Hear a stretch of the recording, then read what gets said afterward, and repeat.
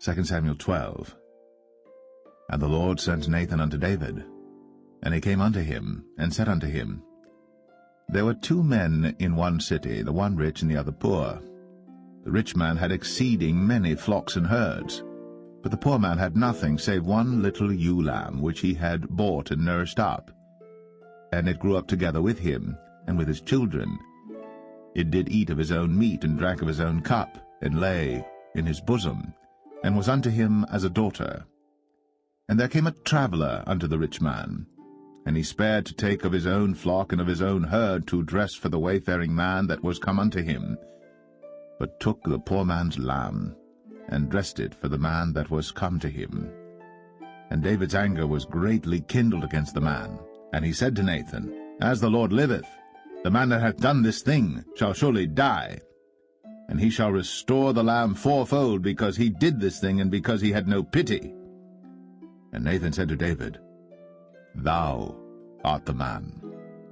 Thus saith the Lord God of Israel, I anointed thee king over Israel, and I delivered thee out of the hand of Saul. And I gave thee thy master's house, and thy master's wives into thy bosom, and gave thee the house of Israel and of Judah. And if that had been too little, I would moreover have given unto thee such and such things. Wherefore hast thou despised the commandment of the Lord to do evil in his sight? Thou hast killed Uriah the Hittite with the sword, and hast taken his wife to be thy wife, and hast slain him with the sword of the children of Ammon. Now therefore the sword shall never depart from thine house, because thou hast despised me, and hast taken the wife of Uriah the Hittite to be thy wife.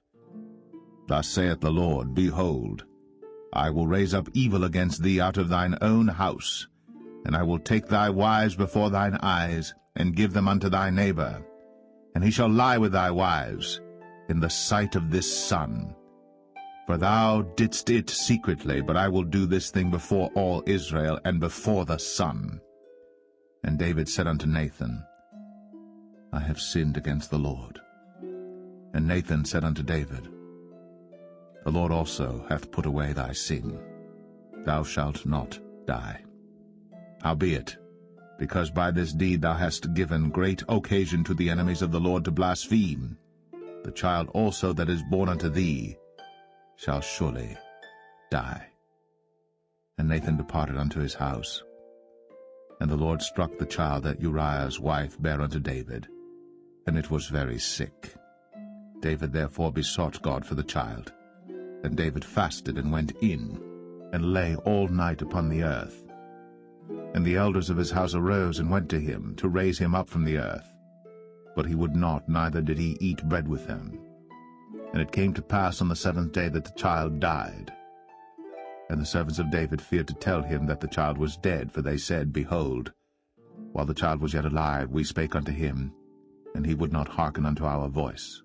How will he then vex himself, if we tell him that the child is dead? But when David saw that his servants whispered, David perceived that the child was dead. Therefore David said unto his servants, Is the child dead? And they said, He is dead. Then David arose from the earth, and washed, and anointed himself, and changed his apparel, and came into the house of the Lord, and worshipped.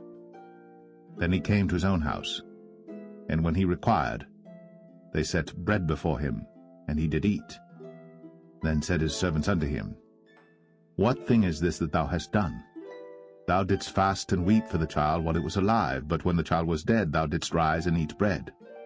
And he said, While the child was yet alive, I fasted and wept, for I said, Who can tell whether God will be gracious to me, that the child may live?